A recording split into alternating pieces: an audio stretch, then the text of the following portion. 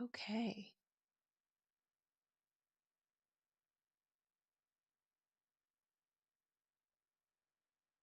I have to figure out how to get the grid view back on this thing. Grid view. It's a button. Got it. Okay. That helps me see who's talking.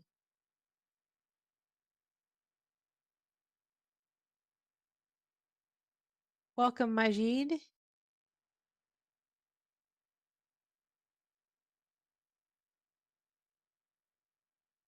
Good to see you again, Loki.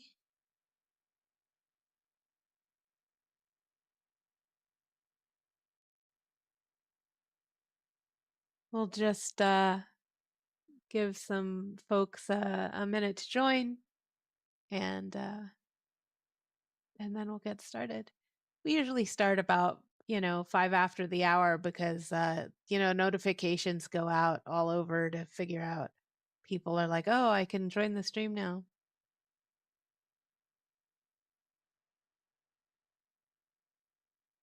We've got ourselves some live captions today, which is awkward sometimes actually because a lot of services do put captions in. So then you have captions plus captions. Sometimes they overlap. It's awkward. But hopefully these captions are up out of the way. Oh. Anyone else want coffee? I feel like we should move this an hour up. Those of you who are subscribers to the Midjourney calendar did get a notice that our Saturday Prompting for Beginners class by popular demand did get moved an hour from now. It will start an hour from now on Saturdays, whatever that time is for you in your time zone. So a little bit later in the day, which I suppose is annoying for people in Korea or whatever, because that's 1 in the morning for them. But Europeans and Americans a little bit happier.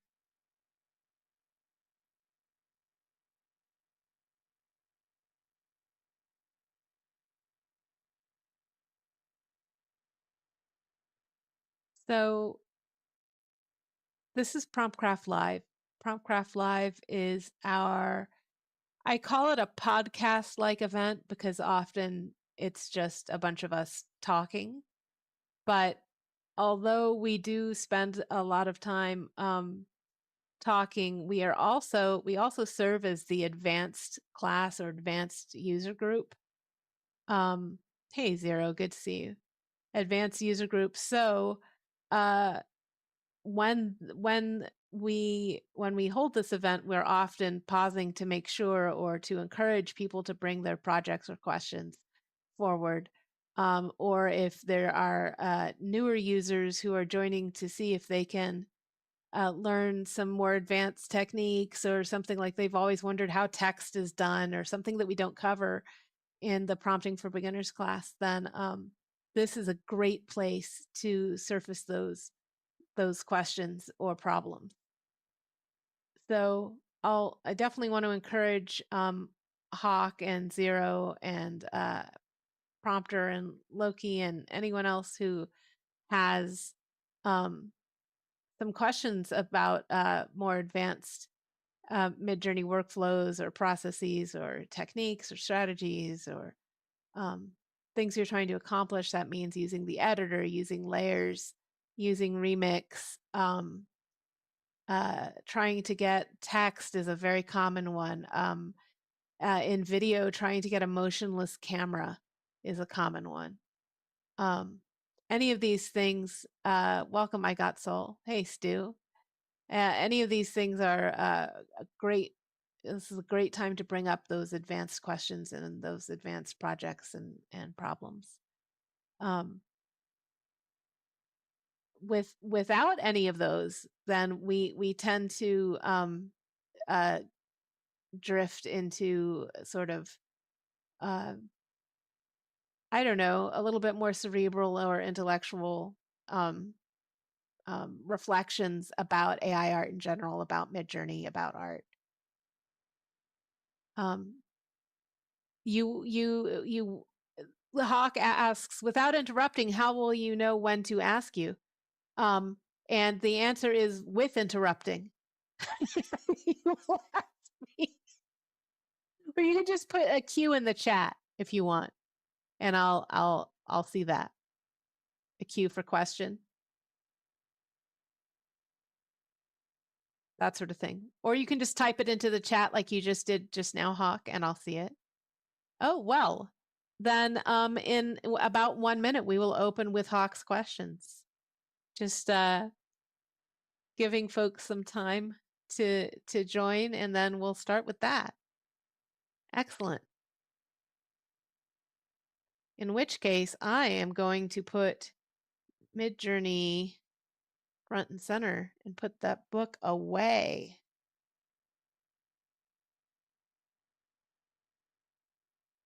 All right. Wonder if I can do it this way.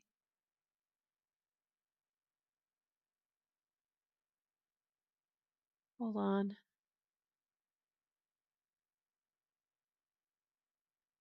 That's nice. I can get it bigger by doing it like that. Or smaller, but you can see the prompts better if it's smaller. But if we want to zoom in on the images, we have an option. That's good. Okay.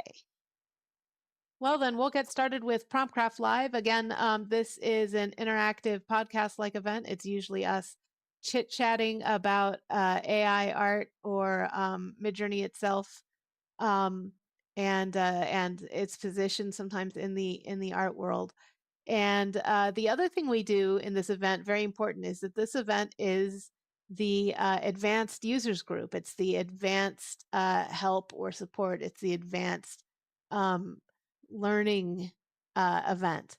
And often we don't have any questions, and so we end up going into the more intellectual pursuits. But today we do have a question from Hawk, several questions perhaps. So, Hawk, what do you got for us?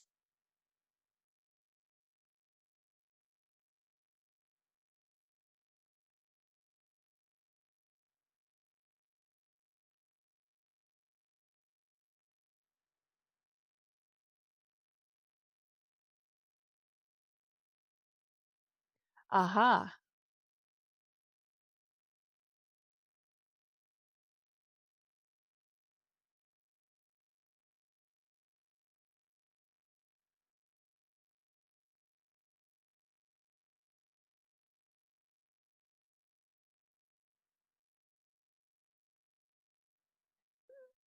Okay, so the trick with Midjourney is Midjourney will always strive to obey your prompt, and that's an excellent trick to know,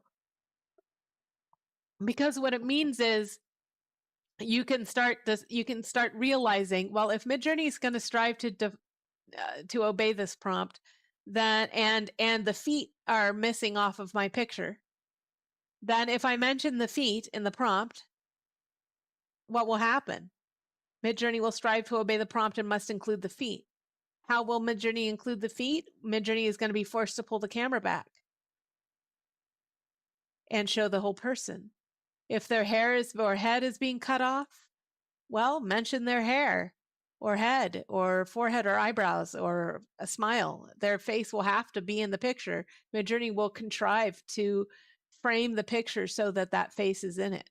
So all you have to do when you're trying to get a full-length picture of a character is try your prompt, whatever prompt you've written, and whatever's fallen off the edges, add that to your prompt.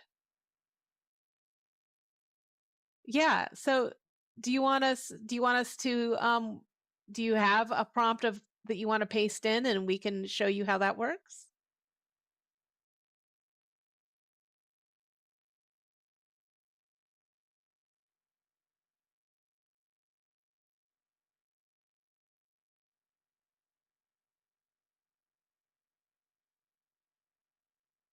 With Midjourney, it's a little bit like you have to pin things to the canvas using the prompt as your mechanism to pin it or anchor it to the canvas. So whenever something goes missing, you're like, okay, well, how can I add this to the prompt so that Midjourney is sort of forced to give it to me? Johnny, no problem. Johnny asks, hey Hawk, did you make the character from scratch or based on reference images? Did you just It means, did you just write a prompt or did you use a bunch of reference images? Just a prompt.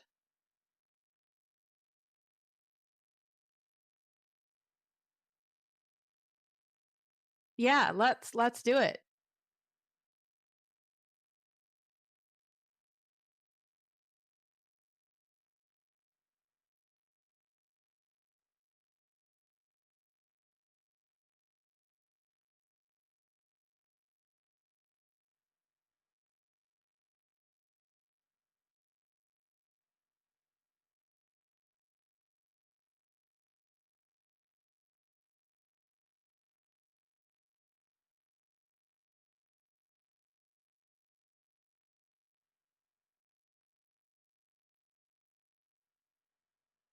Would it be possible for you to paste in the full text of the prompt you're working with?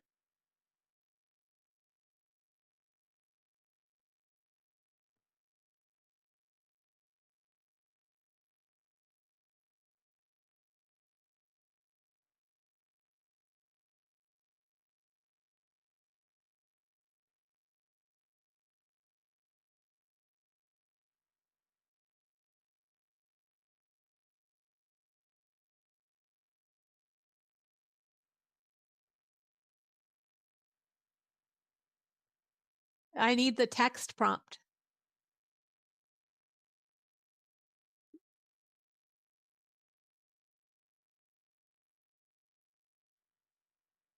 Okay.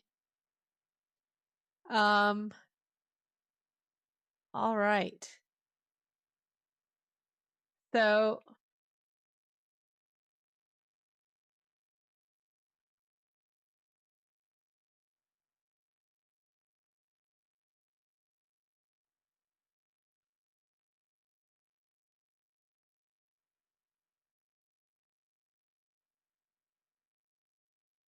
okay. So, photograph of King Solomon, we don't need to say full length anymore, sitting on his throne behind a table. So he's I'm going to just say sitting at sitting at a table seated on his throne. Um uh,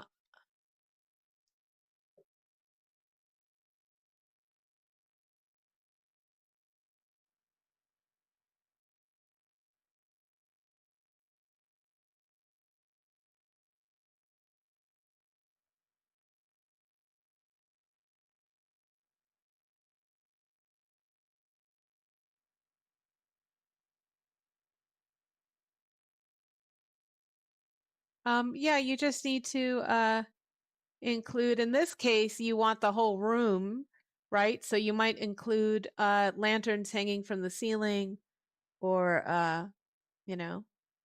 Okay, so let's try this longer one. And one of the tools I can give you is a ChatGPT that's trained to help with Midjourney prompts. So you can try pasting prompts that you've written into the prompt helper, and it will teach you the way I'm teaching you now. Okay, so here's King Solomon. It's a photograph. A photograph of King Solomon walking, overlooking the construction of the first temple. Is the temple on the raised platform, or is King Solomon on a raised platform?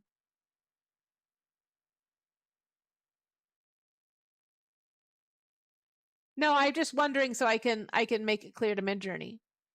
It's written fine. It's fine.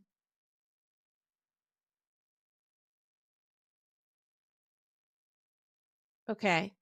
So beneath him is the construction. Beneath him is the construction of the first temple. Okay. Um, and let's see. So I want to see what this looks like by itself. What was this supposed to be square or 916 or 16:9? Okay. I'm going to take out your sref because I don't know what that's. Well, I'll leave it and then I'll do AR just to see what it's doing. Yeah, it's not cinematic.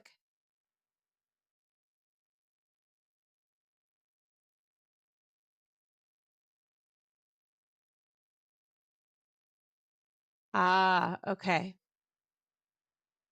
So,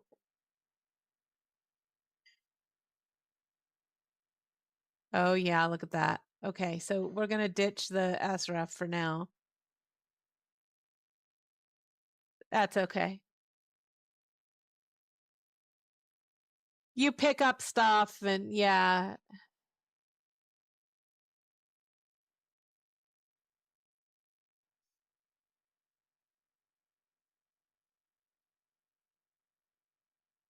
Okay.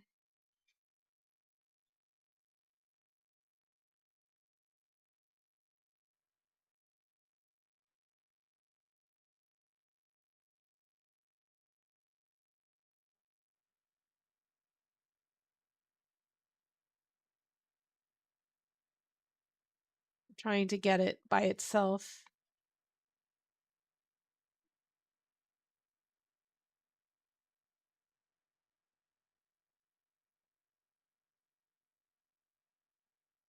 I'm gonna put Peter Jackson in here just to see if we could stylize it a little bit.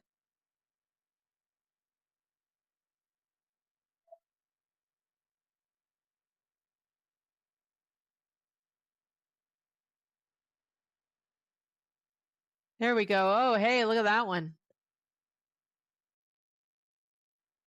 Okay. So this is the sort of thing you're looking for this.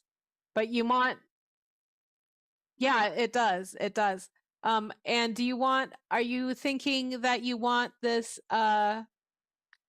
the gold leaf and stuff on this, or is the construction like this good, fine as it is? I mean, there's various. Okay.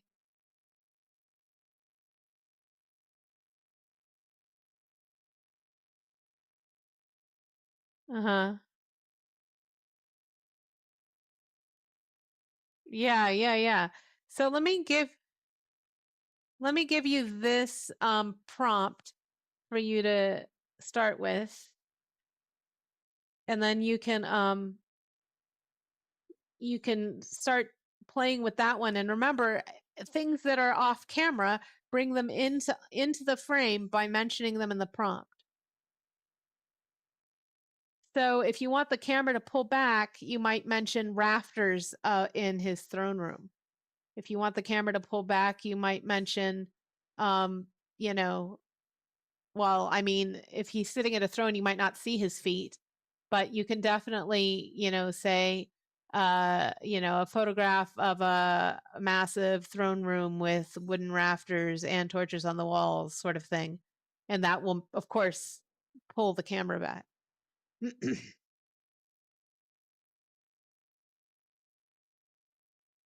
Yeah, that would certainly work. Hmm. You got it. You got it in one.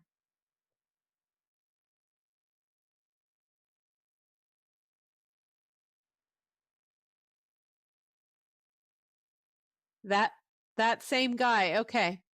So let's say this is the guy you want. We can't really see his face here, but we have something called OREF. If I pick this up and drag it, there's this box on the far right here, which is the Omni reference. And if you put a person in Omni reference and then prompt again, it'll contrive to use the same person. So now I can say like he's standing in a on a football field, and it should still try to be King Solomon, this guy in the red robes, even though I didn't say that, because the OREF will pick him up. But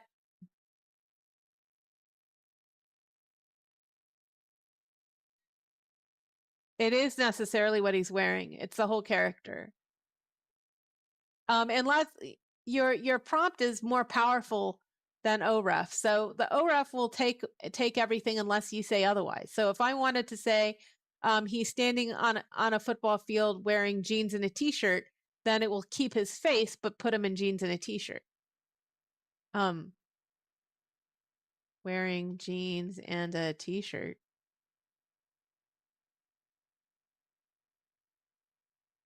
The OREF picks up whatever you're asking it to pull from there. So in this case, I'm talking about the guy. So it pulled the guy. If I wanted to, I could probably say, instead of he's standing on a football field, I could say a massive temple being constructed on a football field. And now it's gonna go look at the image and say, a massive temple. What part of this OREF could I use for that? And it'll try to pick up the structure of the massive temple.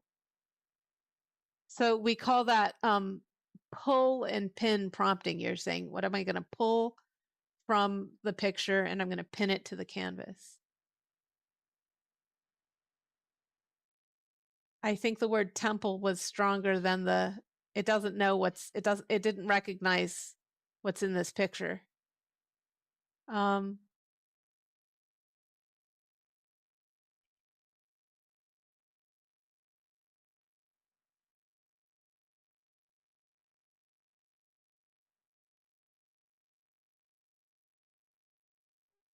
Right. As soon as you get a good picture of his face, you'll want to use that one in preference to the one where he's facing away. And there's lots more we could tell you about creating character turnaround sheets so that you have a really solid character and so on. You guys, you tell what do my folks think of when they see, oh, now it picked up. I was going to say Midjourney isn't picking it up. Now I've said wooden scaffolding being constructed on a football field. Now Midjourney has picked up the same wooden scaffolding from it didn't work when I said temple, but it did work when I said wooden scaffolding. Because I have to tell Midjourney what in the picture I'm trying to pick up. So I said temple. Midjourney looked at my OREF and said, I don't see a freaking temple here. I'm sorry. And it like put the Colosseum in my picture. This time I said, no, the wooden scaffolding. And now Midjourney has put a copy of it almost right in my football field. So that's if it ever goes wrong, if your OREF seems to disobey like this, it just created like a freaking temple. What did it do? It means that it wasn't able to recognize what I was asking for from the prompt, from the OREF, excuse me. So I'm gonna, of course, and before we leave you, I am just gonna look back at the comments. I'll point at them. The comments here that I didn't see as we were chatting. Prompter said OREF can also be the environment, so I demonstrated that. Thanks, Prompter. Empesoa wants to start prompting the Queen of Sheba. Awesome. I Got Soul says, if you want just the face, does it help more if the Omni ref is just a clear PNG of the face, or does it work just as well with a portrait with a background? It depends more on your prompt. I mean, a really clear picture of the face is really going to help. Not going to lie. But if there is a portrait with a background, you have to kill yourself removing the background? No. I don't think so. So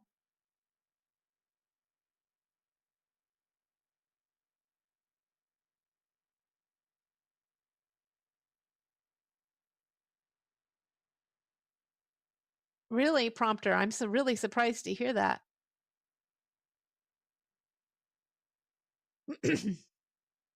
Maybe maybe just having way more experience with six helps. Also, six wasn't very married to the CREF. Just so Hawk knows, the previous version of Midjourney, we didn't have OREF, which is Omni, and it could pick up structures and trees and also people. We had CREF, which was character reference, and it only really understood how to pick up faces and people. But it wasn't very optimized yet. But it was a previous technology, a previous algorithm, an older algorithm. So it didn't do a very good job really understanding the face and bringing it over very accurately. And so one of the things that one of the benefits of the fact that it wasn't very good at it was that you could add and remove beards and glasses and other things a little bit without so much struggle in the prompt because it wasn't as good at picking up those details. So ironically, it could do a better job. Not a better job in terms of fidelity, an easier job in terms of prompting because it wasn't sort of smart enough. How do I even put this? It had less fidelity, so it felt like you had more control. The prompter says just the face plus different clothing, etc. I use EXP and S all the time. Not sure still how they affect Omni and 7. Well, high levels of either of those, I mean, over the default, will subtract from prompt adherence.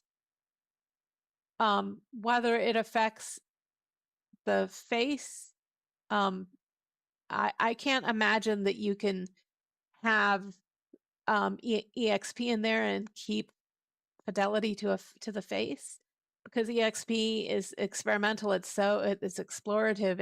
It's very additive, imaginative. It gives Midjourney permission to do fun things. And as soon as Midjourney has permission to do that, faces stop looking like the face of the person. Might look like the sister or cousin of the person. Yeah, that's a nice way to put it. Oh, Collect says EXP will probably make it look less like the thing you are referencing. Prompter says EXP may deviate, but makes it more interesting. Aha, unexplained. EXP unexplained. I like that. So, Hawk, did you have any other questions? Do you want to play with it a bit and come back and see how you feel?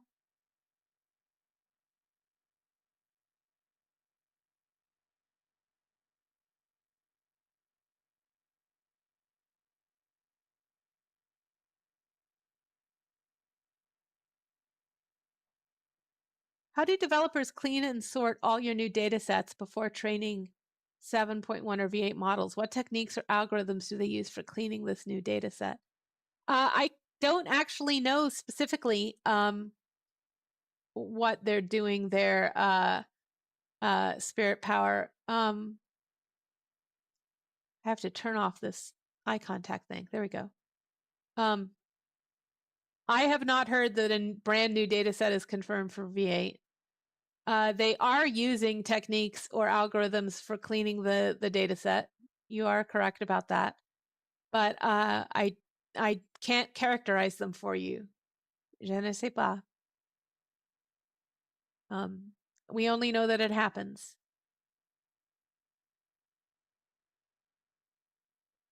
I can tell you the sorts of things that are cleaned. They remove kind of unhelpful things like this is where we run into trouble, by the way, as artists. We may want to make interesting UX or UI screens or whatever with Midjourney. Like, can you mock up an app for me? And Midjourney's not going to do it because during the cleanup, we took out all of the obnoxious screenshots that got included with the data set. And when we took out all the screenshots, Midjourney was unable to learn how to do UX UI stuff because we took out all the screenshots. But we needed to take out all the screenshots because it's not like they're tagged with UX UI stuff. They're tagged with, click now or whatever garbage. So it doesn't help. So, and we might take out the pornography so that Midjourney cannot be is actually incapable of creating certain anatomy features that we do not encourage. We might take out advertising because it has we might take out, this is a problem with text. We don't have a very good processing for text. Why? Because 99% of images that have text on them are not helpful as training data because they're not tagged correctly. They're tagged with words like advertisement. Like, okay, but you know what they're not tagged with? Anything useful like travel poster or something like that. Like no one's tagging them for their aesthetics. So when we ask for aesthetics, we don't get those things back. In fact, they just disrupt the aesthetics. So that might be cleaned out. Now, what I'm saying is coming from me. I am not speaking for Midjourney Labs right now. I am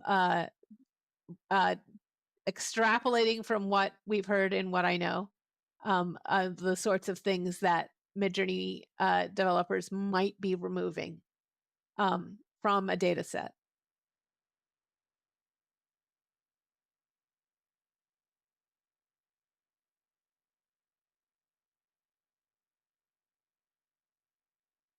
What is the main focus for V8 to achieve?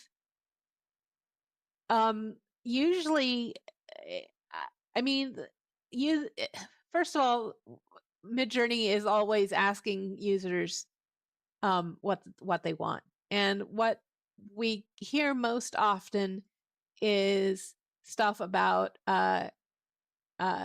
character consistency, style consistency, and prompt adherence. And all three of those things are all expressions of the same desire for control over the canvas. Like we want to be able to ask for, an image or character or background or whatever and actually reliably get it, right? I mean, seems silly to say, but certainly those are the typical top 10, top 3 things. Put a check mark on that one.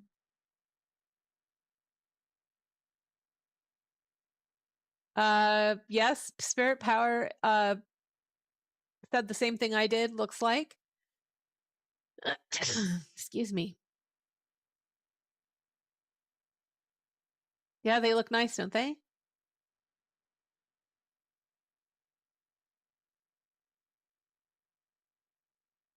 Clark says, I do hope that we actually do get a new data set for V8, but I'm skeptical. I am also skeptical.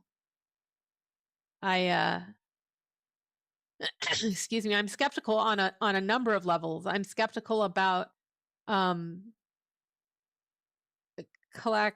skeptical about like Lion and the mechanisms by which a new data set might have been acquired. I think that that's been very disrupted by the sudden interest, the from apathy to incredible focus on what's okay for groups like Lion to put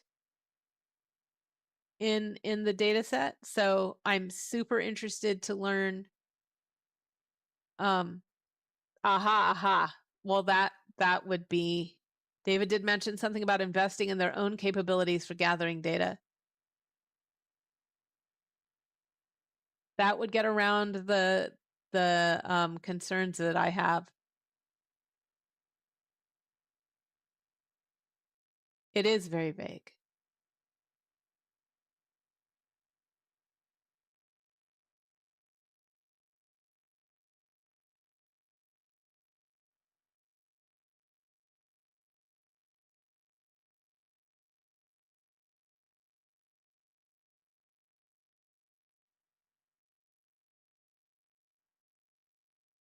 Hmm.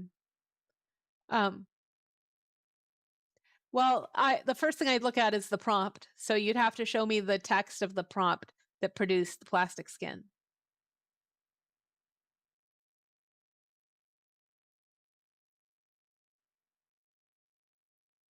So the the well, I gave you an alternate prompt, so it was possible that you were using that one. But full length is a term that is often correlated with dolls and clothing and catalogs. It's not correlated properly to photography. So I bet if you use exactly the same prompt without that token, you'll do better.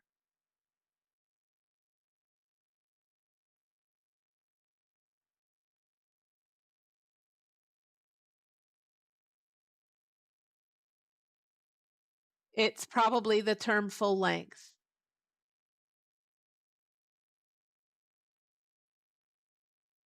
Well, I just told, did you understand why? Because think of when the word full length is correspondent to photographs. You don't normally see a photograph of someone sitting in a throne and somebody says, okay, so like they're like you hire college students to tag the photographs, right? And so the college students sitting there and they're looking at the photograph and they're going to say gold throne, crown, uh, beard, King Solomon, Jerusalem, but it's unlikely they're going to say full length. Like no one says that, right? So that means that the phrase full length is going to be correlated to some other imagery that Midjourney looked at. And we think that full length is often describes clothing and dolls.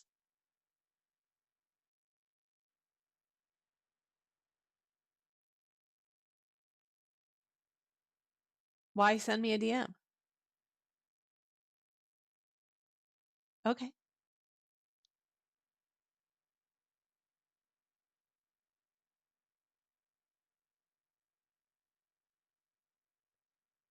Collect is correct. The models use the same data sets with minor additions and cleaning passes and sometimes an add-on of something, you know.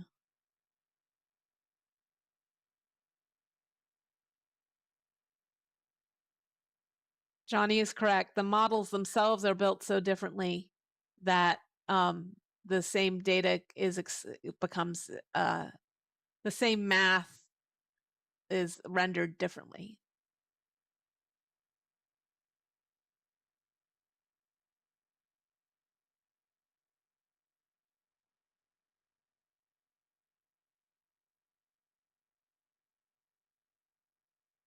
2027. That's right. And then we'll all have the Gen X will have should have had a V8 jokes for like 6 months. Quote you 2027. Okay. I'm not going to remember, but okay. Spirit Power asks, can the versions combine their strengths to enhance themselves? We can do that. We can do that. We have a process called remastering, wherein you can take advantage of a particular um, model, like you really like how imaginative V5 is, or something like that, and then you change its version to 7, and then you can um, work with it in 7. You can even, do you want me to show you what remastering is? Suppose I can just demonstrate it rather than chatting about it. Let's see. Am I still showing just Jerusalem here? Okay. So let's say I go to a V5. How about this lady? Right? And I should be able to do like a subtle remix. Cat, let's see, a blonde woman holding her cat um in V7, right?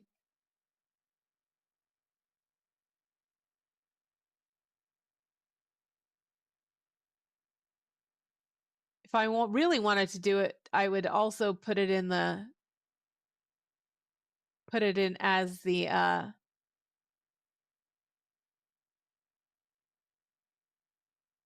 image prompt. V7, please. And the omni reference and the style reference.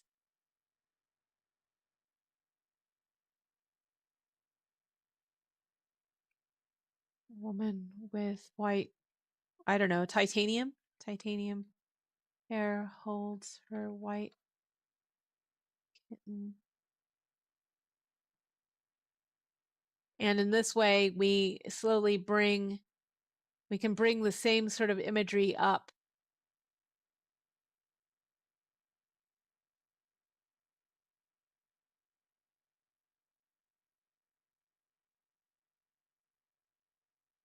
To V7, which is fun. I used to go remaster just tons and tons of things. There used to be a remaster button, which was fun. But now they feel like advanced users can figure it out.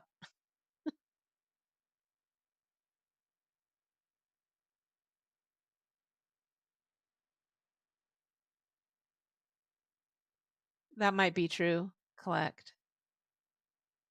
Are you able to talk? Collect, let me unmute you.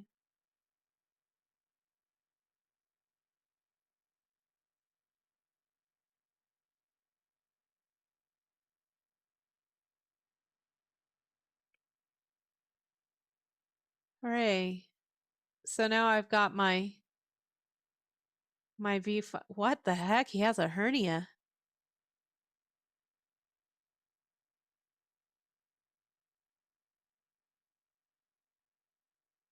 This is not a very great cat, Midjourney. So that's how to remix. I mean, remaster.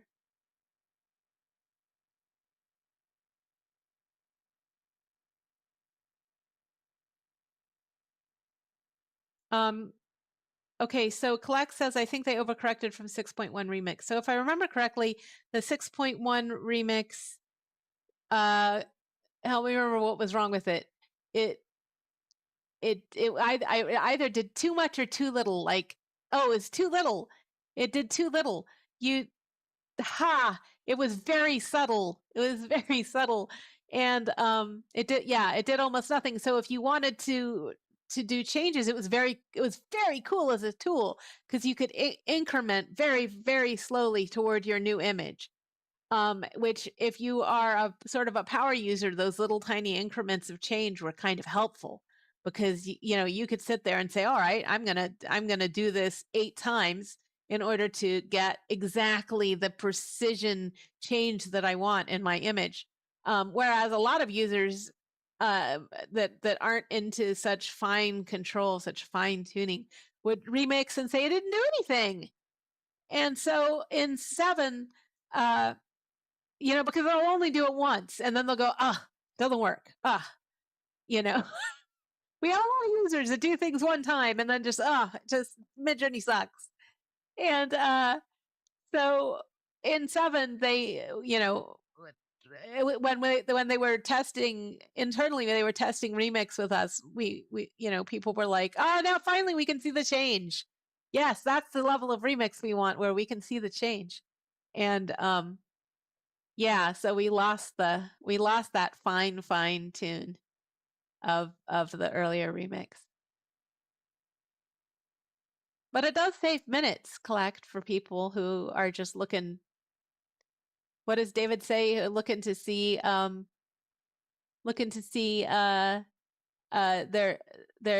dog. Just that they want to see a picture of the dog in heaven. The fine middle ground. I don't know. We'll see what happens in 8. Your memory for each model is tremendous in a year and a half. So do we have any other questions about how to do things in Midjourney? How would you prompt this? A photograph of a huge figure of King David holding a flute. The figure is standing on a raised platform. Beneath him is the construction of the first temple, isolated on a hillside. Beneath the large figure, standing at his feet, is King Solomon. So it's King Solomon in front of King Solomon in front of the temple.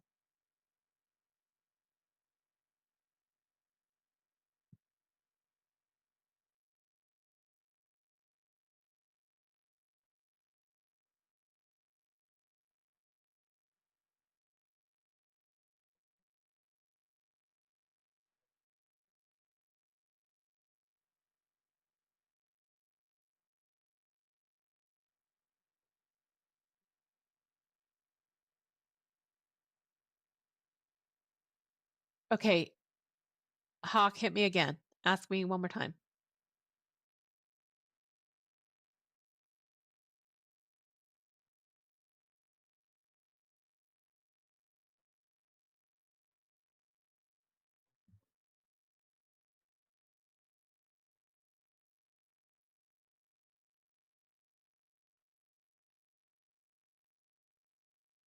Oh, I see. That's what you mean by command. Okay.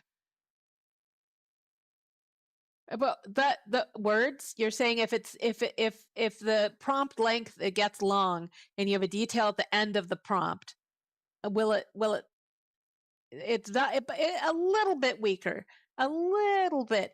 But what's more likely to affect missing details is sort of the way things are phrased. For example, saying King Solomon standing in front of a giant statue of King Solomon may get you more of what you want faster than this other way of putting it. Let's see, where did my browser go? Duh. This is not it. Okay. So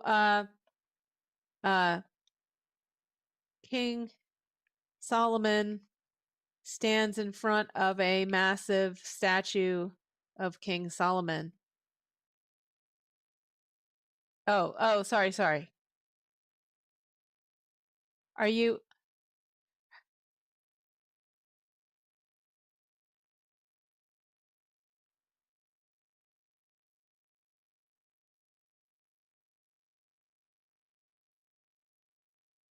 like this? Oh, King Solomon. Not that it makes much of a difference, but I mean, unless you differentiate it. I love how it looks like he's sitting on the toilet. Behold. Okay. So these are various ways to do it. That's nice. And then if you want them to look a certain way, you would say King David, wears blue robes and stands in front of a King Solomon with a gold crown or whatever. You can start layering your details in there. And that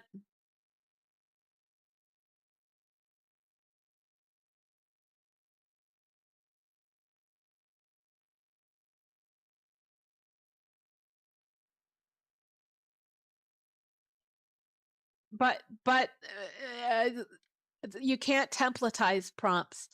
Each image you're making, you have to almost start from scratch. This is not. Are you familiar with programming? Not coding or programming? No, that's a great answer, because a lot of people are thinking programmatically or like coding, like this is a command that I'm entering and the command will be parsed in a certain way with logic, but that's not how AI works. That's not how diffusion works. And we're a diffusion model.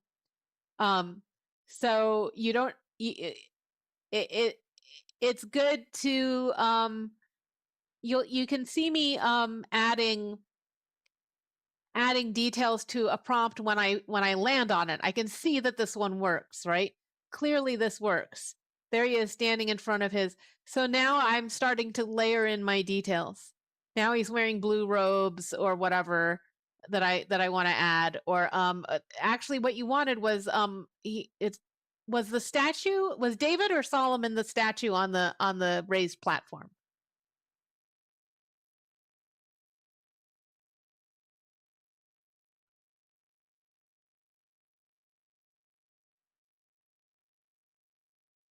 Oh, I've got it reversed. Okay. Okay.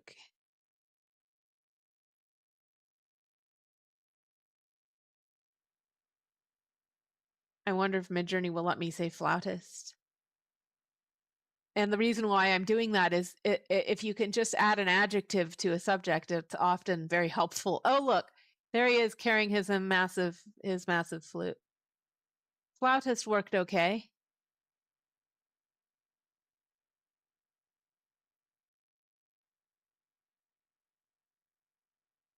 Sort of.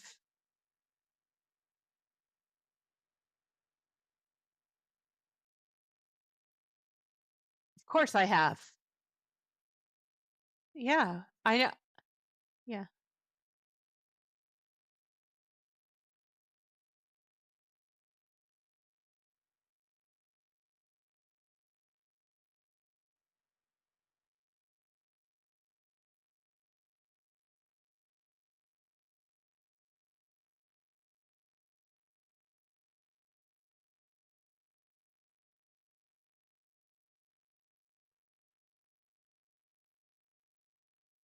Uh,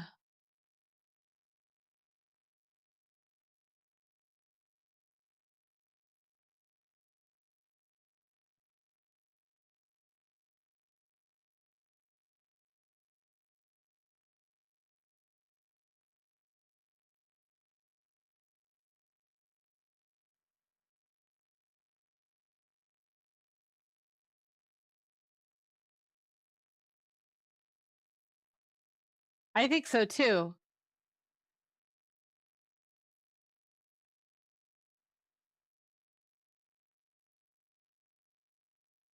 Suno is amazing.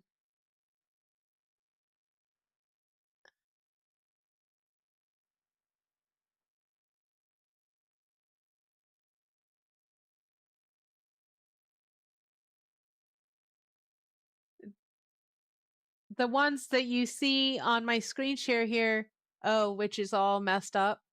What just happened? On my screen share here, these are the ones I'm making. The ones that are coming in over here are being made by other users.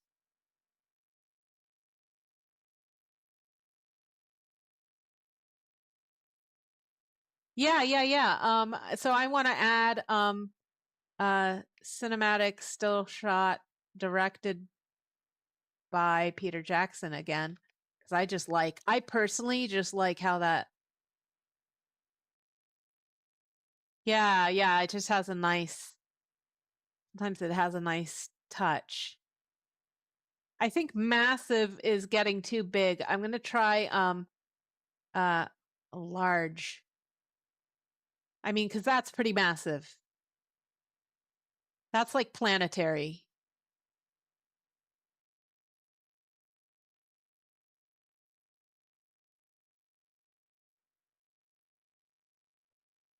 Let's see. Is he holding or playing the flute?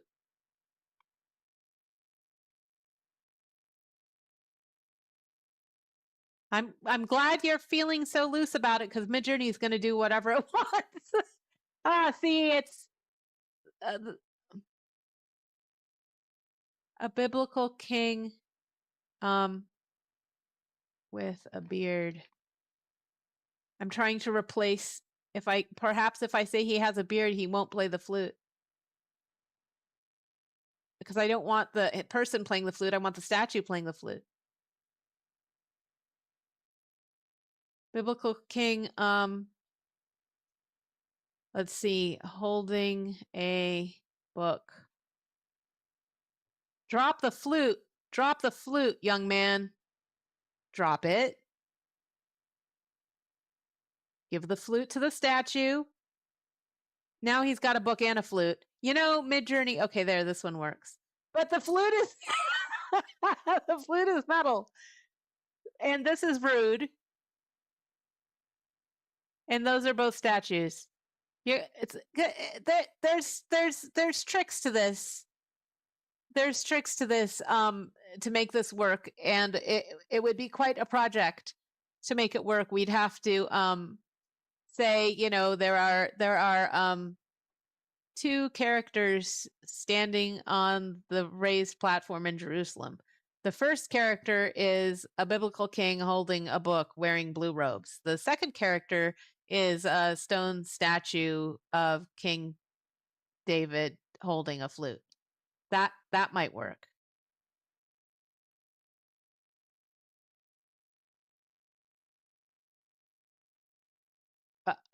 You can try it. I'm not sure overlooking. You could try it. That's the best thing. Now, I don't want you to waste your minutes. Are you aware of relax mode?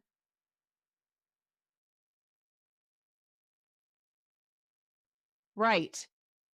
So what I suggest is putting yourself on relax mode if you can, and then it'll go a little more slowly, but it won't waste so many minutes. And then you'll be able to, when you finally feel like the prompt is nearly there, then you can do something fast. But I would definitely, because it takes quite a few times to get the prompt right. I'm waiting, by the way, for Collect to come in and just like boom, drop some sort of completely corrected thing. Innocent question mark. Okay, two characters stand on a raised platform in Jerusalem. The first character is a biblical king carrying a book. The second character is a large stone statue of King King David holding a flute. Cinematic, still shot, directed by Peter. Oh, sorry. The character on the left, the character in the background. Okay.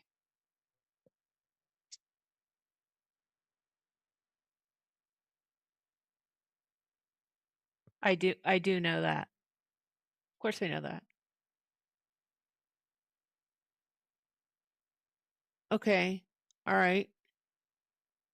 We've got lots and lots of characters here. My prompt sucks.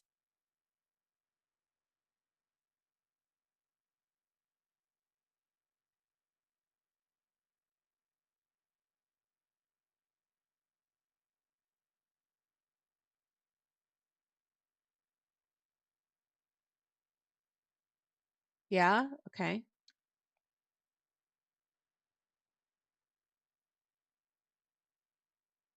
Well, I specifically instruct people to use the same token word. So that would be on me if that's not the best way to do it. Oh, hey, this one worked out okay. Two out of 4.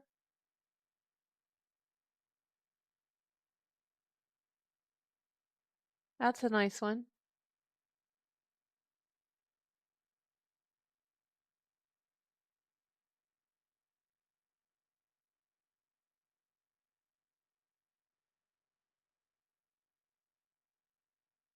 Oh, I can't play this. This is just a picture.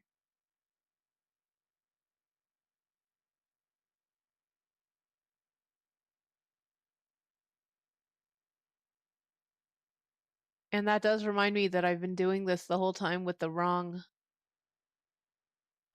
aspect ratio. Which matters, I mean, if you don't give Midjourney room to do it, then.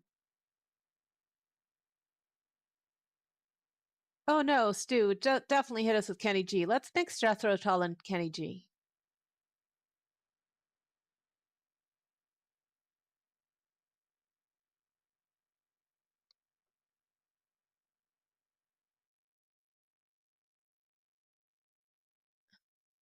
Really?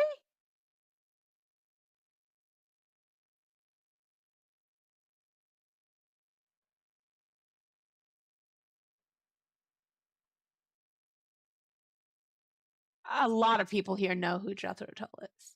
Stu knows who Jethro Tull is. Loki knows who Jethro Tull is. Johnny is very likely to know who Jethro Tull is. Uh-huh. I know you're feeling like you're probably the oldest person in the room, but you're not.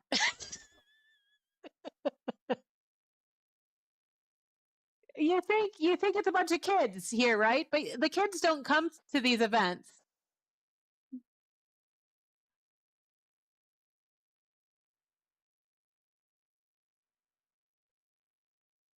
Not anymore.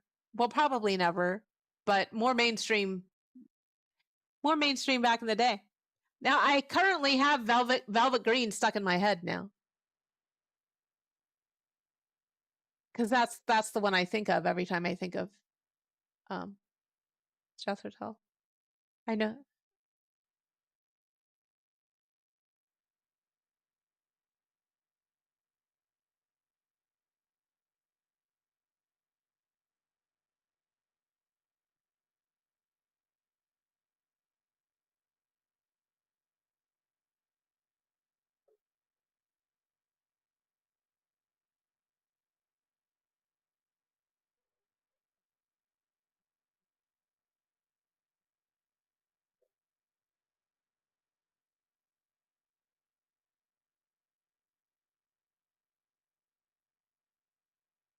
Yeah, for sure, Rainbow.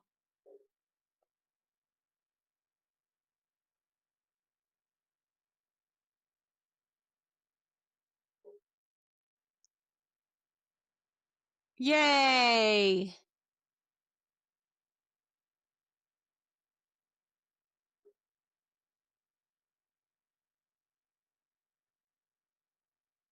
This is much better. 3 out of 4. Need some work with composition, but 3 out of 4. Good job, Stu. Now that's how I picture Hawk.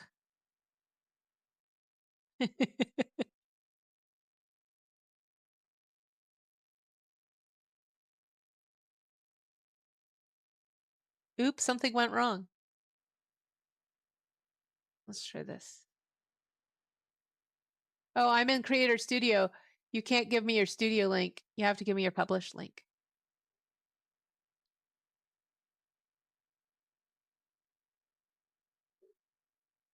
Welcome to Promptcraft Live. Promptcraft Live is often a podcast-like event where we discuss art topics and how Midjourney fits into the world of art.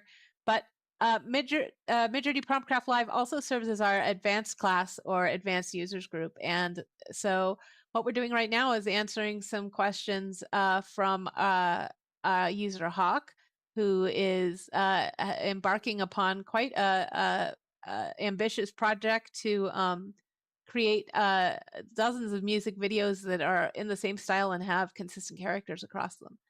And we are just working on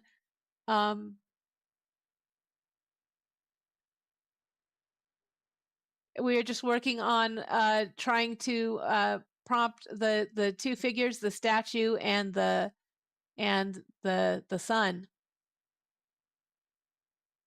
Collect says, back to prompting multiple subjects. If you structure your prompt something like two figures, the figure on the left, you are now mapping the information about the subject on the left to both of the subjects because you're referencing both as figure, even though you knew. Well, I started doing that because you said don't use the same word for both.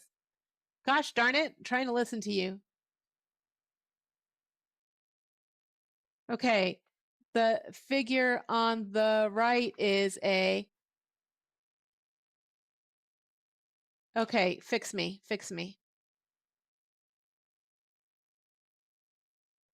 Right? Oh, that worked. Huh.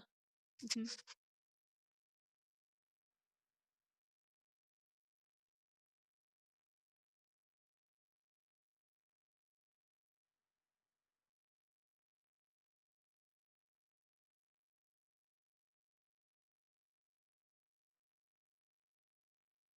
Mhm.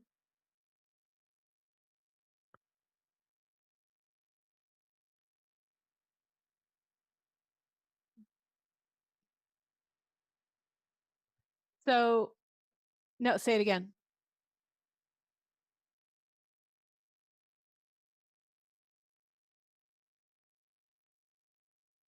Right.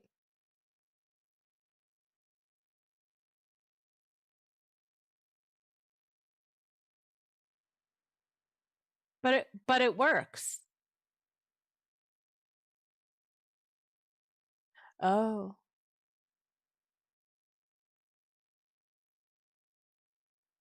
No, I mean it works so well that it's in the FAQs. And this is the first time I'm hearing something different. Okay.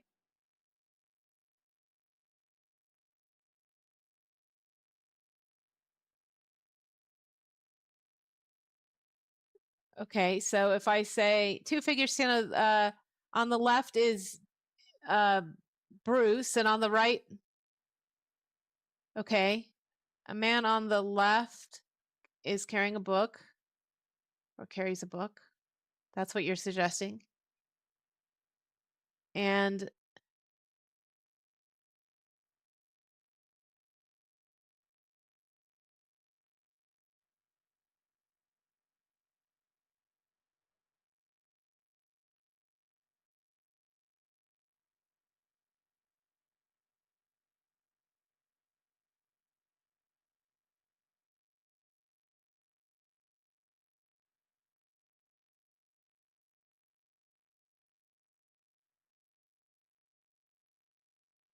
no, it's been true in 7 too. We've had this conversation. We did the man on the beach with the purple cat and the remember?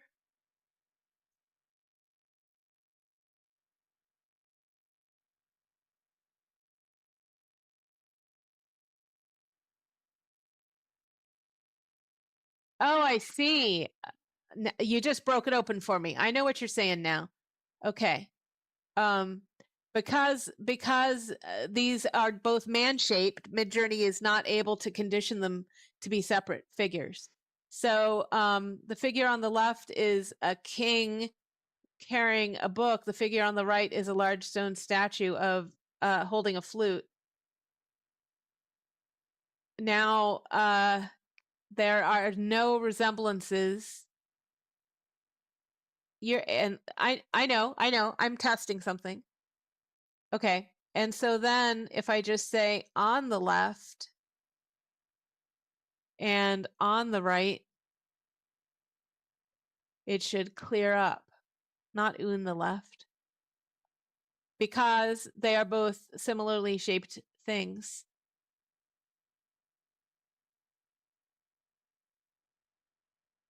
This should be more clear. It's, well, this one's tough. Yes.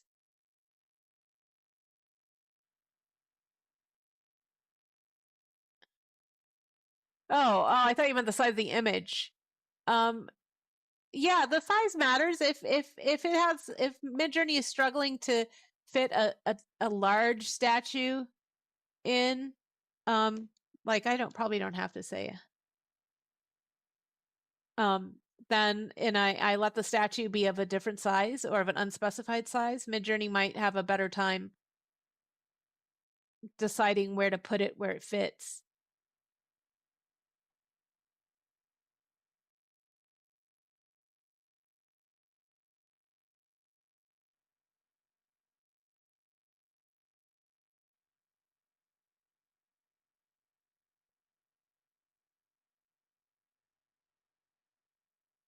Well, they both have crowns. That's okay in this case, I suppose.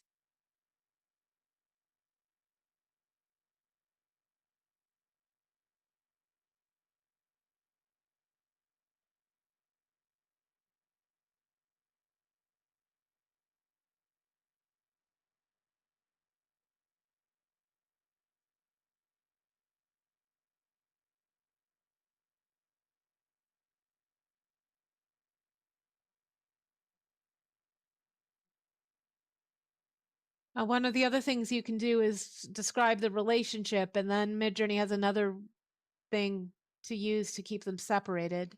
Oh, that worked out okay. That's a good one.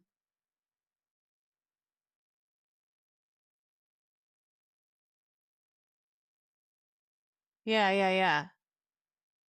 Should work out okay.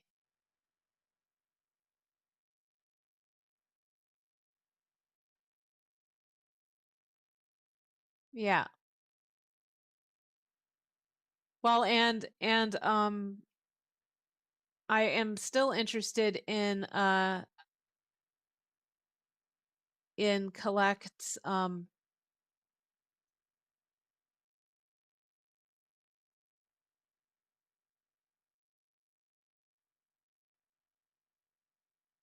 use names. Let's see. Um, two figures.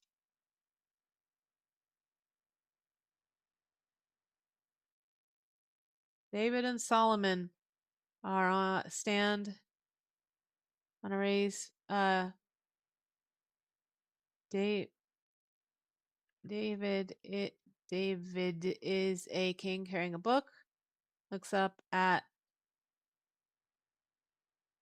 Solomon, who is a statue.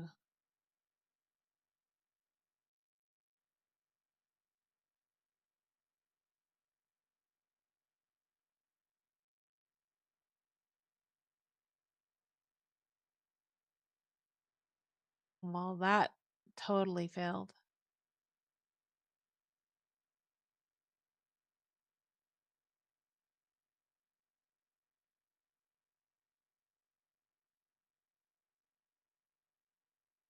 A man looks at a statue on a raised puff. Um,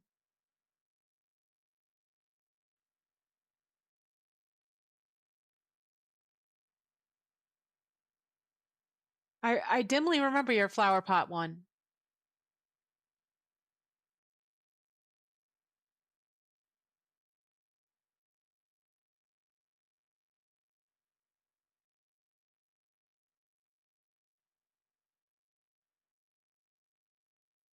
Yeah. Mm-hmm.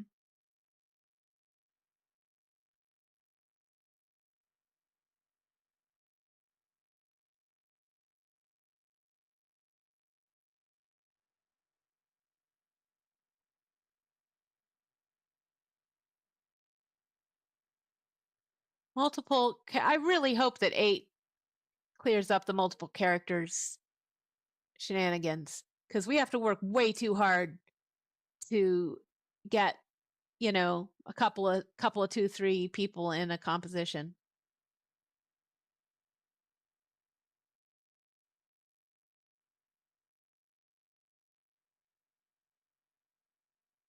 Say again? No, well, I mean, the moving of the fingers is not hard, but trying to figure out exactly what phrasing is going to be the one that unlocks this one. I don't know what I do. If I had to pay for minutes, I mean, part of my employment allows me to do this because this is, what I do. But if I mean, users are doing a lot of work. Whoops, I accidentally hid that one instead of reusing it.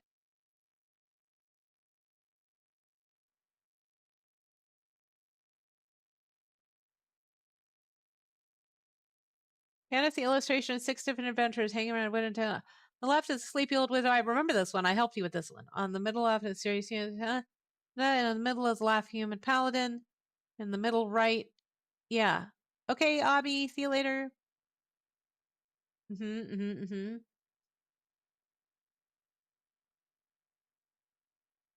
So see if you can get your 2 figures. I mean, the best prompt for it was the first one I typed. What? Hello, I'd like to be in my create tab, please. Was the first one I typed, which was just uh the man looking up at the statue. That one was great. That one. Then I got all complicated, but this was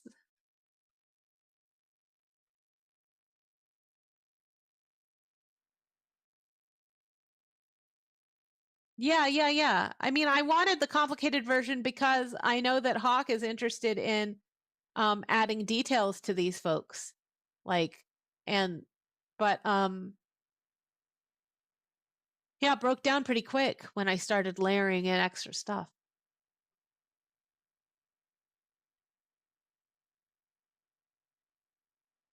You have joined Promptcraft Live. This is Midjourney's, I feel silly saying podcast like because today it certainly isn't very podcast like. Um, but Promptcraft Live does serve as the user group for the advanced users and as a place for advanced users to discuss techniques and to uh, nerd out about Midjourney. We've been working on Hawk's project, and if anyone else has any questions or puzzles or problems or projects that they're working on that you want to share, you can go ahead. One of the things that I thought we were going to do today was talk about this book, The Reenchantment of Art. So those of you who really don't vibe well with the cerebral discussions, the academic scholarly discussions, we can all put a quarter in Hawk's tip jar for distracting me so thoroughly from from the book. I was going to discuss a book. Westendorf, I don't think you're unmuted. Let me unmute you. You're so welcome, Hawk. And yeah, circle back if you're playing with stuff and you have another question. Okay. We are, let's see, just over the hour. If we can take a vote, there are we cannot take a vote. We have a question from YouTube, which I just noticed. I struggle with getting different looks, facial caricatures for my coloring page images. It could possibly be my prompts, but I need some suggestions. Am I being confusing with my question? Okay, Clarabelle, I know you asked that 15 minutes ago, and I'm so sorry that it took me this long to notice the chat. There's Clarabelle's chat. If you would, Clarabelle, it always helps if you would paste in the text of the prompt you're working with. It's very hard, almost impossible to answer questions about Midjourney without actually seeing the prompt.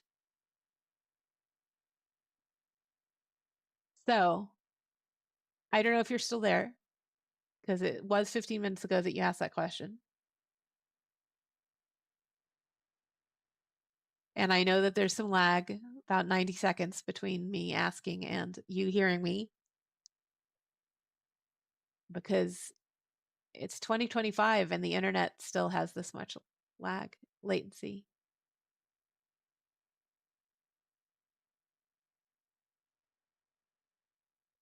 How do you stop yourself from spending the rest of the week making screenshots from Kenny G's V's King Solomon Sega Mega Drive game? Ah, this is the problem du jour.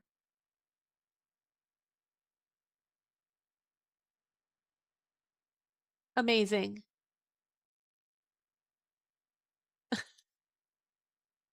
The pixel saxophone is just chef's kiss. A coloring page of an African American teenage girl with short hair, says Clarabelle. Okay. So my first thought, Clarabelle, is you're asking for, you want different looks and different facial characteristics, but the prompt doesn't provide any of that detail to Midjourney. So my first piece of advice would be to put it in the prompt. I feel a little silly saying that,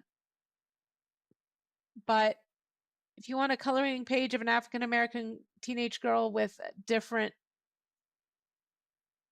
caricatures, you could say, you know, with a pronounced nose, or that she's pretty, or that she's rugged, or that she's, you know, outdoorsy, or that she's a tomboy, or You know, you got to characterize her. She's a princess. She's a preppy girl. She's a cheerleader. She's an academic. So I would definitely put that in the prompt.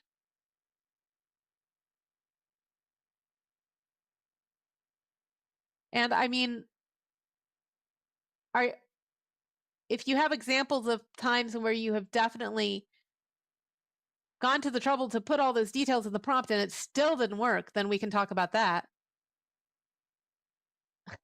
Use pumpkin spice. I was kind of going there. I started out like rugged tomboy and then I slowly veered into pumpkin spice.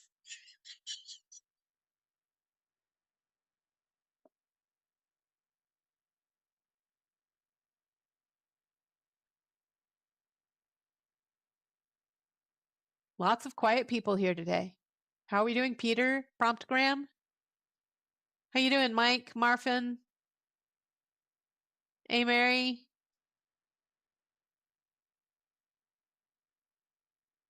Twisted Reality? Just listening. Very good, very good.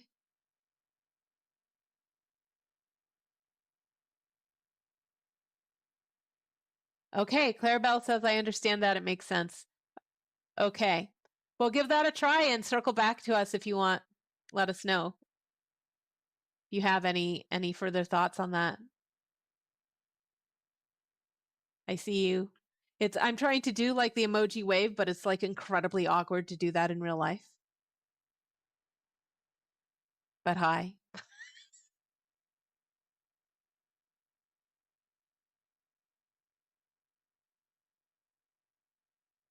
Okay. So Clarabelle might circle back with us with that. So who wants to talk about this book? There's not very many of us here today. Oh, you are? Okay.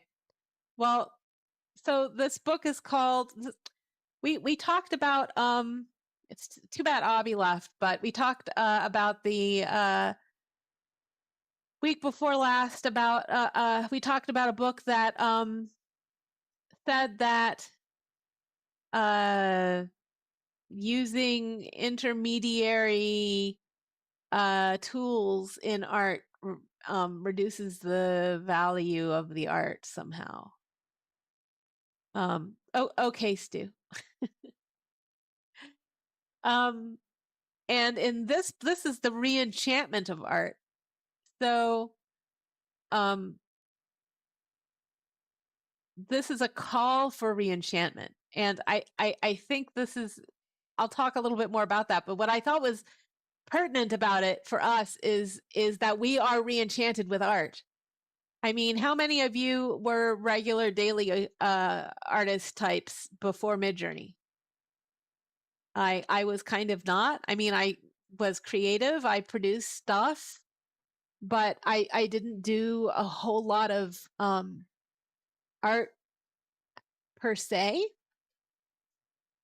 And Midjourney, it gave me that feeling of enchantment with visual art. I didn't pay it any attention because I couldn't really do it, right? I mean, I can doodle, but I couldn't art, and so I didn't pay it a lot of attention. But then AI art came around and I was like, oh, suddenly I'm interested in art. I'm learning about art. I'm engaging in art. It's like I don't know. And the other thing is it's very Midjourney has maybe because I do this with y'all, it has a feeling of connection, right? There's a sense of community around it, and it's an online community. But I don't know about all of you guys, but I've always had a big toe in some sort of online community at some point, all since the 80s. So that was really invigorating.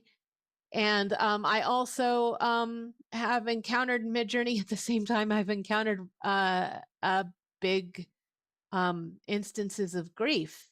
and the opportunity to do sort of art therapy and other kinds of dotted lines between those moments in my life and art suddenly existed for me where before they didn't. So Gablick in this book um, is looking at the art world. I don't. This was written in the '90s, and it basically calls BS on like alienated, hyper individualistic models of modern art, which was probably, if you guys remember the '80s, I would imagine that the '90s was the leftover child of the '80s hyper individualism, and Gablick argues for art that's socially engaged and ethical and ecological and communal. And Midjourney checks a surprising number of those boxes. I'm not so sure about ecological. I'm not so sure that that everyone has sorted out what they believe in terms of its ethics. Right? There are conversations still to be had about ecological and ethical. But socially engaged definitely created social engagement. Whether that's in the positive or the negative, people are engaged. People who never thought they would argue about art over their dinner table are now arguing about art over their dinner table because it's linked to so many other things. And communal, sure. It's less look at my genius brushstrokes and more like how do we heal and connect and re-enchant a disenchanted culture. I'll say that again because this one's in my notes. It's less look at my genius brushstrokes because are they genius brushstrokes? Not per se. And so necessarily it's more about how do we heal and connect and be re-enchanted with creativity, right?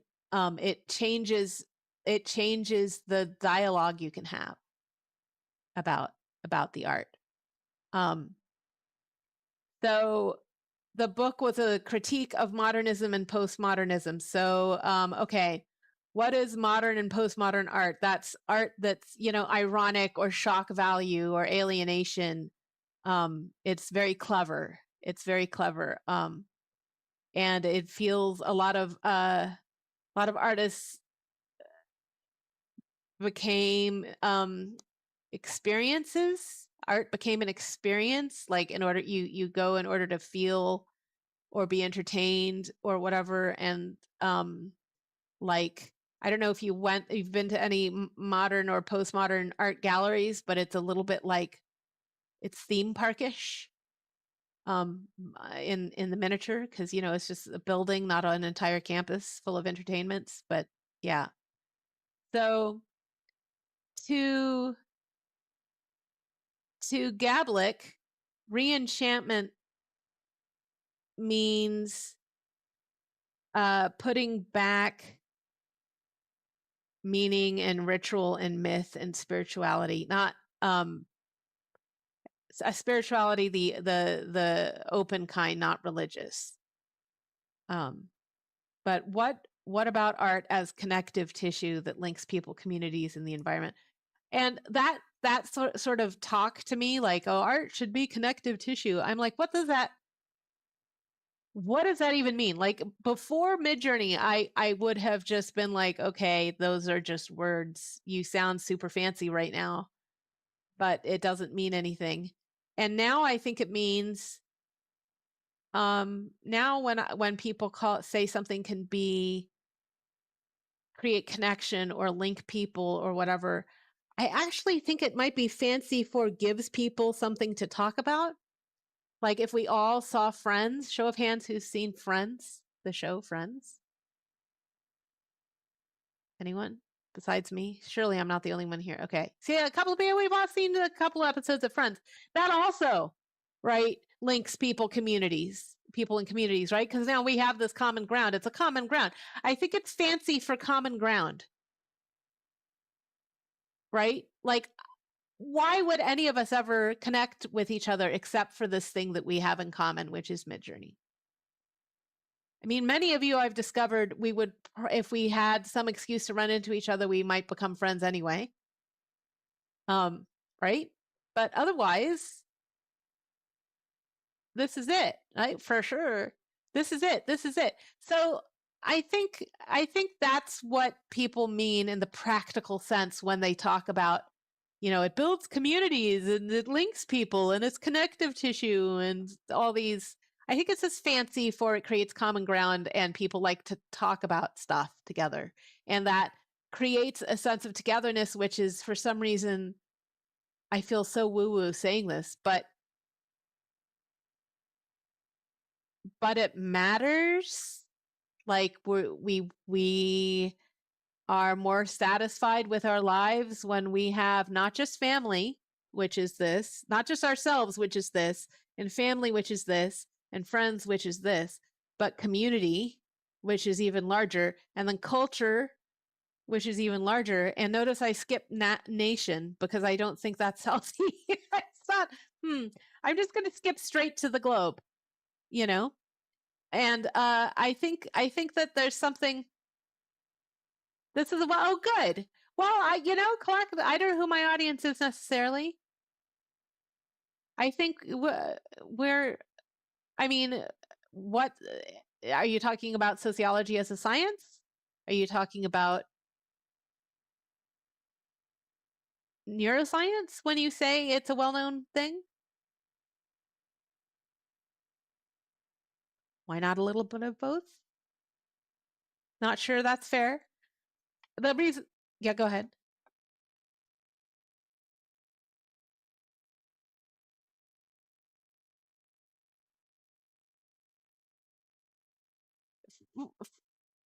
That is part of it. Well, yeah, because there's this idea. I think it's called heroic artists. Let's see, heroism. I wrote this down somewhere. Heroism being the artist that is, struggling and sweating and Jackson Pollock, trying to figure out how to do his paint splatters, and he's obsessed, and and it's like that was part of um that was yeah. um and I think that we do still experience art. We have an individual relationship with our art, and I think that that's fine. But I think it's very cool when we have the individual and maybe the family and maybe the friends and maybe the community and maybe the globe also. And then Gablik starts talking a lot about um that global ring, the most the in those concentric circles, the circle on the furthest out, because in the book she's really into all the artists who are like eco artists and community muralists, socially engaged projects. um because she's trying to say, like, look, art doesn't have to just hang on a wall and sell for six figures. And that really hit home for me because I'm like, yeah, I'm just making some stuff with Midjourney. Is that okay? Like the art, but like Kentridge would say, like, I'm not sure that it is okay for you to do things for a community reason. It should probably hang on a wall and sell for six figures. Like she was talking a lot about that. Um, let's see. Uh,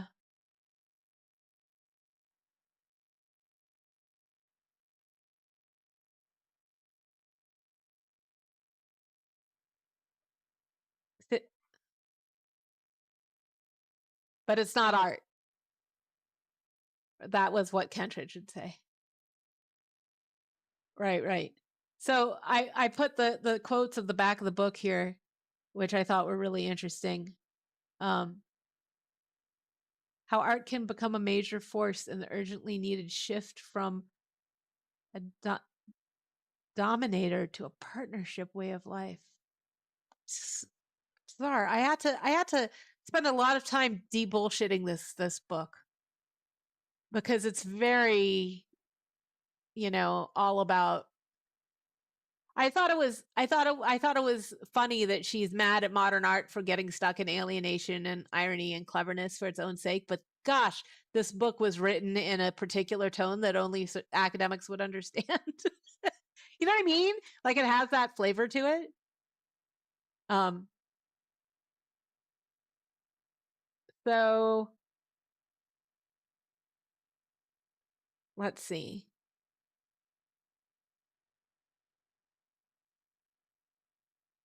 So if you were here for the Kentridge discussion, you remember me talking about um, that I tried to create a rubric that would make Kentridge happy. Like, um, look at a piece of art that you made with Midjourney and ask yourself, who is this for? And then ask yourself, is it anchored to a particular time or place or culture specifically? Um, does what kind of change do I hope this image produces in my audience or in the world? And uh, is it does it have a distinct point of view? You know, like, or is it just on trend sort of? I guess, is it breaking away from the mainstream, I guess, is the other question. And then it scores from 0 to 3, and then you add it up and you decide um you know whether according to Kentridge it starts to be art. um but what I ended up with was an idea for making some art together.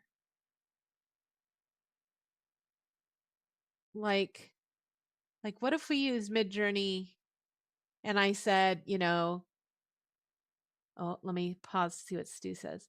Stu says, it seems that a lot of what makes art sell for six figures is an extremely pretentious description of what it is rather than what it looks like. Probably a bit naive to me, but it feels that way. Oh, and money laundering. Oh yeah, money laundering. Yeah, no, I think you're right. I mean, I think that the right artist, and there's the right person can come and say, this is not just an inexpensive knockoff of a Yeti vacuum tumbler. In fact, as you can see by its tones, it is participating in the idea of the open sky, and its tinted lid is, and you can kind of like make anything sound like art. This is the pen of a deceased father, and therefore it is more than just a pen. It is da da da da da da. You can give things lore. Is what I call that stuff, Stu. And the lore imbues it with meaning, and then the meaning is what sells for six figures.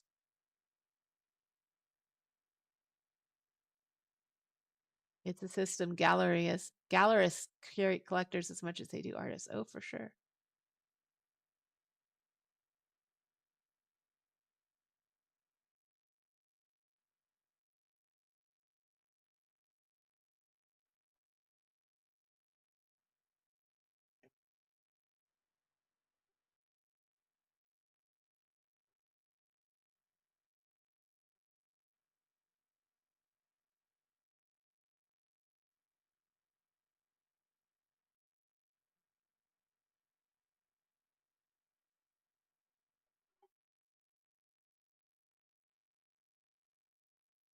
In capitalism,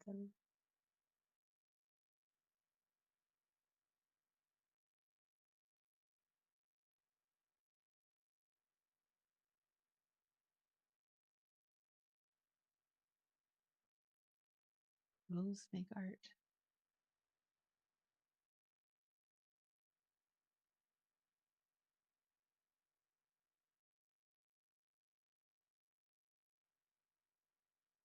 Yeah, I wonder what this position is, because we all seem to share it, and I don't know what the position is called. I'll have to look it up. But yeah, my idea was like, what if I said, okay, Johnny, your cause is clean water. I mean, the fight for safe drinkable water, like, the lead poisoning crisis in Flint, Michigan, or the Standing Rock Sioux resisting the Dakota Access Pipeline. You remember these things? Safe drinkable water. That's your cause. That's your cause, Johnny. So make some now go to Midjourney and do something that Kentridge would call art, because you're thinking about the cause of clean water, and you're you're going to do something that, according to the rubric, you're going to do something that is unique. In other words, by unique, it's not unique, it's specific. And in other words, it's specific enough that you haven't you can't go to Instagram and see like 40 versions of it, right? It's a distinct point of view or a mild twist or something. So it would have to be specific, and it would have to I've given you the stakes, a micro story with consequence or an ethical or intellectual proposition, something about this water thing. And it's anchored to a time, place, or culture. So in other words, it's not, I don't know what that means. It has a local ephemera or subculture cues, some kind. I don't know why it needs to have that, but that's, and then if it was, who is it for? If it was is the image, I'm trying to help by giving you the water as a topic, say this image is a reply to the call, right? Like, and I thought to myself, we could make a game out of this, or not a game. I don't know. I could say, okay, Nocturne Cat, your cause is mutual aid, like, make an image that shows how people keep each other alive when the systems fail, like neighbors sharing blankets, or sharing food or childcare or rides, ride shares or medicine. People who are keeping each other alive outside of institutions without waiting for permission, right? Like, what if Nocturne Cat, that is what you have to do with Midjourney for a bit. And Southern Belle, what if your cause is memory repair, like saving histories that were stolen or suppressed or slipping away, or family stories or cultural records or ancestral knowledge? What if that was the reason why you came to Midjourney? And I thought that would be interesting, but you know what we can't do? We probably can't do that spontaneously. We probably can't be like, oh, my cause is ecological survival. Let me just whip something up real quick about the ongoing battle to keep ecosystems alive. I'm sure I can come up with some sort of really, amazing, compelling, art-like statement piece with Midjourney during this event. Like, I thought that's not at all realistic, but I did think that publishing like a list of those things would be interesting, like housing justice, or clean water or whatever, because one of the things that people said when Kentridge spoke was, I'm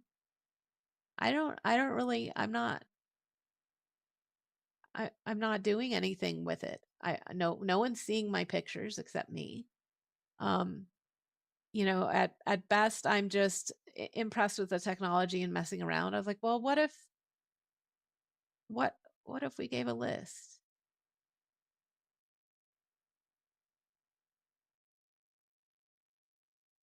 Steer me away from what?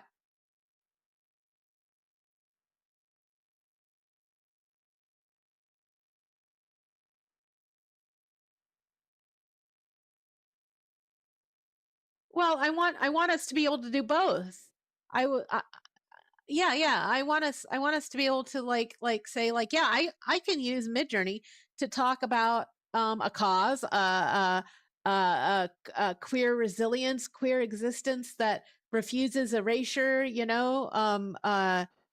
I can totally use Midjourney. I can think on that cause, and I can I can work with Midjourney to try to make a statement about it, you know? Um, but I can also just play with aesthetics and quite accidentally stumble across something that would make an amazing print, you know? Um, but it's just well, Westendorf, I, um, the reason why I stopped and started thinking about, well, because people were causeless. It's not like they were choosing it. It's just they couldn't think of anything. What is the value of obsessing over something is art or not?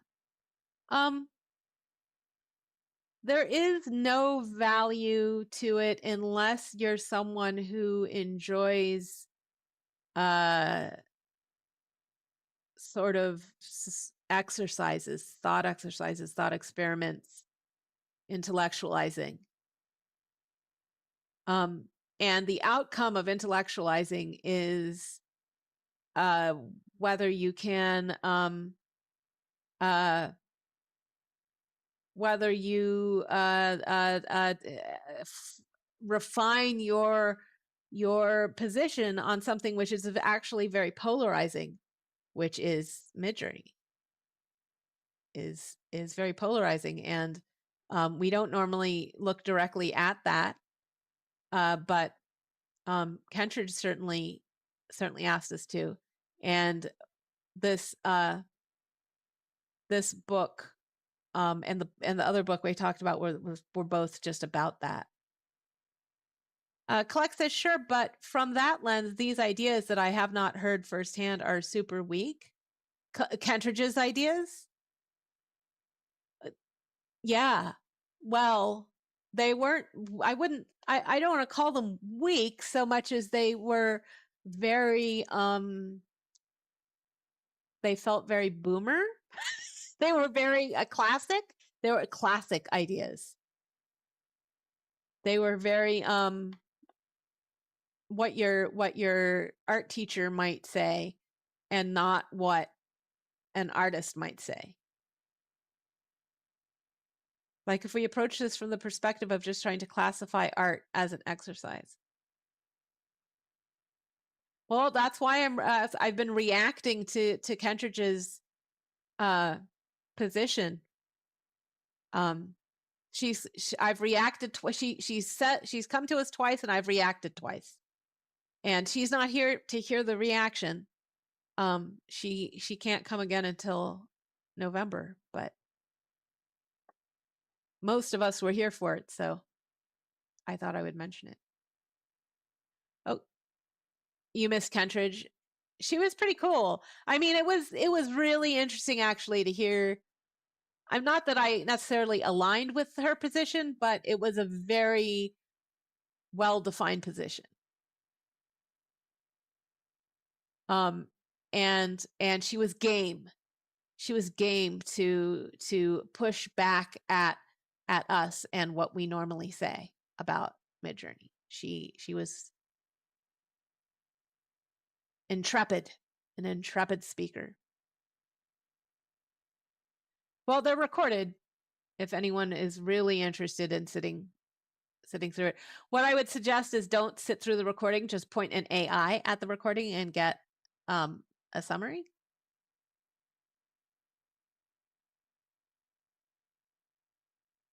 That's helpful.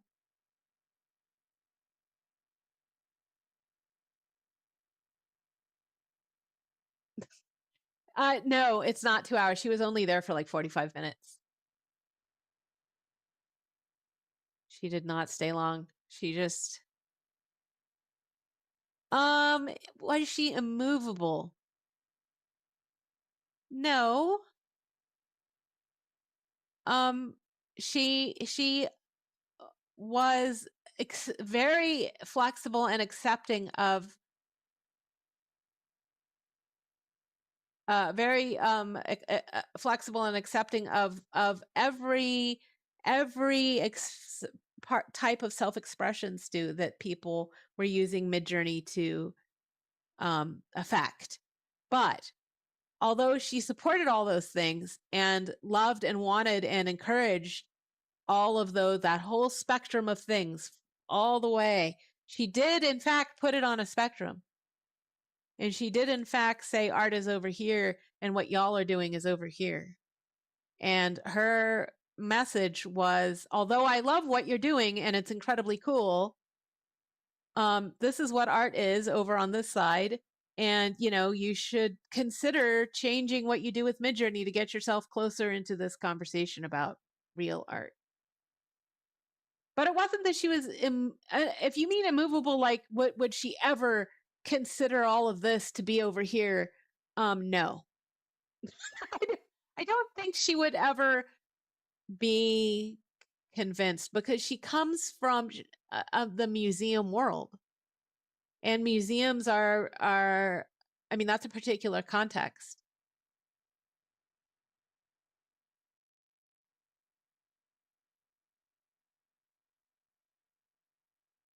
Different. I don't think she said it was better, Himbo. I do think she said it was different. The further this progresses to virtual and augmented things, the more we will see for the new medium it is, and stop comparing it to the mediums that came before. Very nice. Museums full of stolen things.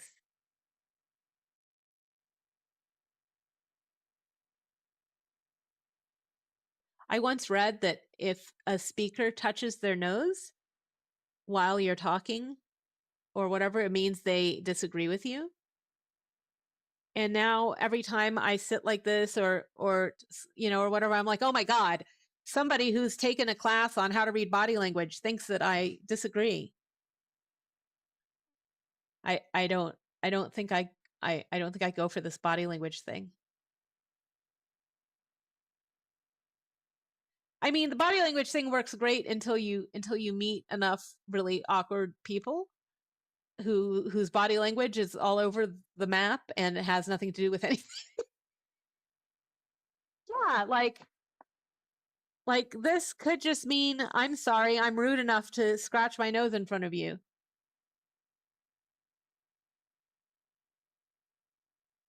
Exactly, collect. Body language generalization is largely BS.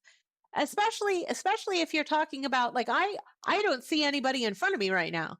I'm talking to a little blue light. So my body language is performative in a sense. It's not reactive to you because there's no you there. So I'm like, behold, I have body language, in order to, I don't know. Speaking on camera is weird. I mean, it helps that Westendorf has his mic open. I can hear him go, every once in a while, or laugh, or you guys are chatting or whatever, but it's a whole thing.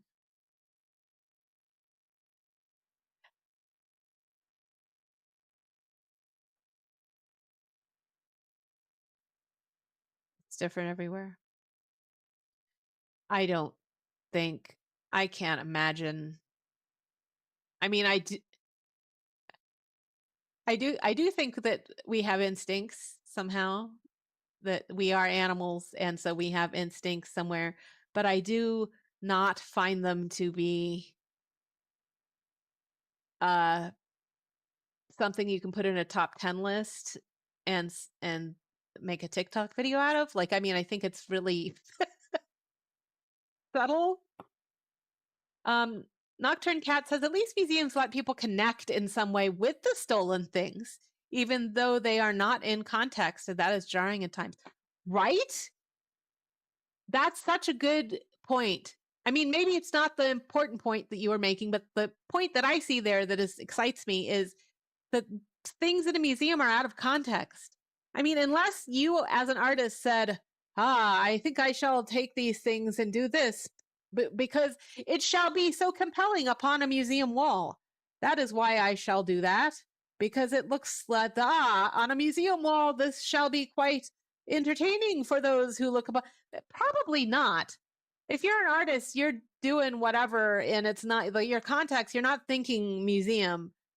You know, you're probably thinking of you're on some other storyline altogether. And and then you put the thing in a museum, and then you, for some reason, you get an index card this big to give you the context of the piece. These days, I suppose you can get a headset and listen for a minute or two, or look on your phone, scan a QR code, and get quite a bit of lore on your phone. Like reliquaries. Here's a dead saint's finger. Doesn't necessarily connect you to the things the saint did. Yeah. Kentridge did say that Skibbity Toilet is art, didn't she? No. Well, now what? Collect's probably brain just broke if you didn't know that we talked about Skibbity Toilet. What I did, Promptogram, is I told Kentridge, look, I don't think your type of people, the museumy people who are concerned with that world, can even have a dialogue with each other or with us about what is art, because there is a world of AI and internet culture and so on that you guys don't have. You don't even have a big toe in it. So it would be like there's no anthropology at all helping you out here. So if you see Skibbity Toilet, you're going to say, what the hell is this? This is just some sort of clip art. I don't know. And it's confusing and it's not art. But if somebody deep within internet culture came and said, actually, it's Gen Alpha's response to da da da, and what we were and adds lore to it, like talked it up in cultural context and gave it a cultural context and gave it a meaning and showed that it was a reaction to, and I, at the time, I actually had this speech all worked out about how Skibbity Toilet was art. And if I framed it that way, then, and I educated you, Kentridge, I educated you on how it's art, then you would have to accept, wouldn't you, that maybe it had artistic intent after all? And she was like, well, not if it was on accident or something. I don't know. It wasn't a conscious reaction, so it doesn't fit the definition of art still. Right. It's not like Gen Alpha or whoever made Skibbity Toilet and all of those brain rot characters. It's not like they're like, I am intentionally reacting. I am making a comment. I am 9, and I am making a comment upon, the exposure to the social media that I have had since I was born. And here, behold, is Skibbity Toilet, which is my conscious reaction to the culture of the, it's not like that. So it disqualifies itself, even though my response to it is that it is a type of art. I definitely look at that stuff and I think, oh my God, how amazing is this, cultural response, and in fact, at the end of that conversation, didn't we start discussing that maybe memes fit her definition of art? Memes, because they're culturally shared and they're immediately recognizable as saying something, and like a bunch of her criteria for what makes real art fits memes, like or yeah, the one does not just walk into Mordor or whatever. The one just does. You do not just. I fucking it up. What is the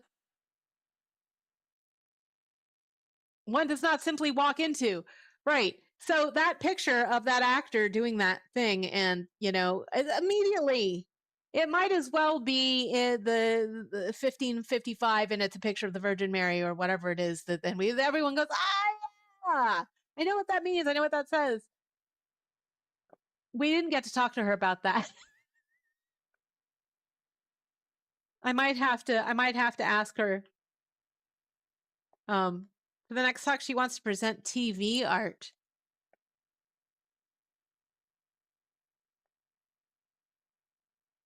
I don't remember her saying that. But oh yes, I do. I know why. Because again, she's works for museums, and the Harry Ransom Center is currently has the SNL collection. And she's doing that. Let's see if I can get a picture of that. Because she works for the Harry Ransom Center.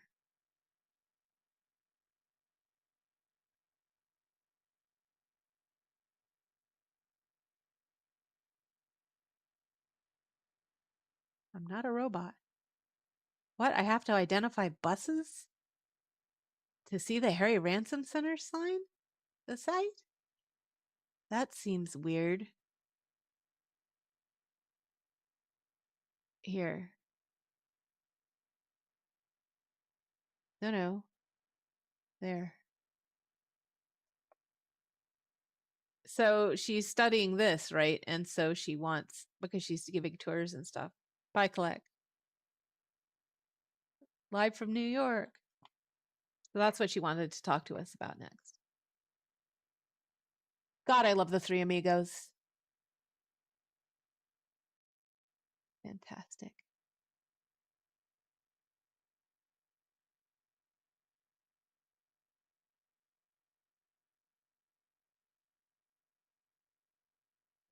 Well, we have reached the end of Promptcraft Live, and we have wandered from helping people with their Midjourney multiple characters and omnireference all the way over to this more cerebral talk about art and AI. Stu says, I made a decision to not have arguments with people about this AI as art, so I can just get on with it rather than trying to persuade people I don't know of its value in any way. This was born out of DJing and the arguments people have around vinyl being the proper way. Oh, shoot. Wasted so much time trying to validate myself as a person who doesn't care. I've been a DJ since 1988. Good on ya, says Westendorf, for sure. That is a great note to end on, Stu. So thank you so much for joining Promptcraft Live, those of you who held in and stayed with us to the end. I appreciate that. And if you have any feedback about Promptcraft Live and how we can improve it, because let's look at this directly, our participation in this event has gone down. So reflect on that. What are we, is this stuff with books not interesting? You know, like maybe this is not the right way to go. Maybe more chat and Midjourney stuff is the way to go. You know, like reflect on that a little bit and let us know what you think. Thanks, Stu. Thanks, Loki. Thanks, Westendorf, and a lot of people who have left by now. Oh, hey, Chuku. Let me give you the calendar. We do this a lot. Here is our calendar.